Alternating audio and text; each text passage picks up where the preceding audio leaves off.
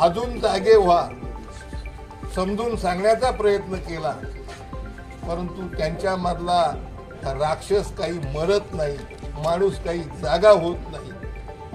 त्यांना विनंती करून एका अपंग शेतकऱ्याच्या वरती होणारा वरण्यामधला अन्याय, तो अतिशय गरीब आहे, अशा शेतकऱ्यावरती अन्याय ती कंपनी करते आणि त्याला बाजू देण्याचं काम या गरड साहेब सातत्यानं करत आहेत. गरडच नाव त्यांचं नाव सुरेंद्र गरड. तर अशा प्रकारे जर का अन्याय होत असेल आणि ते ऐकूनच घ्यायला तयार नसतील, वेळोवेळी समजून सांगण्याचा प्रयत्न केला, परंतु त्यांच्यामध्ये काही बदल होत नाही.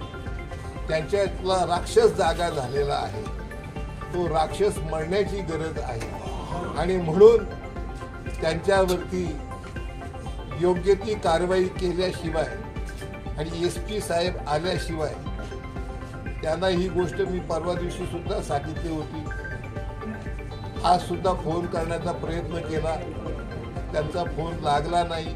मी त्यांना मेसेज टाकला, परंतु मेसेजला काही रिप्लाय आला नाही. मी इथे येऊन त्यांना सांगितलं, परंतु त्यांच्यामधला अहंकारी पोलीस अधिकारी काही नष्ट व्हायला तयार नाही.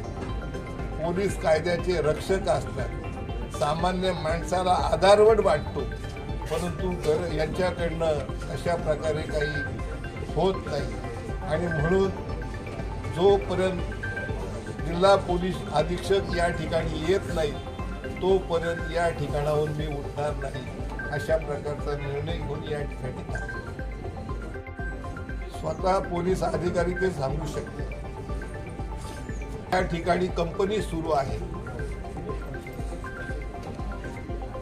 कोणती कंपनी ती? कल्पतरू. कल्पतरू मध्ये त्या शेतकऱ्यांची जमीन त्या ठिकाणी आहे का नाही, त्यांना मोजणी करू द्या. मोजणी करण्याकरता वेळ द्या,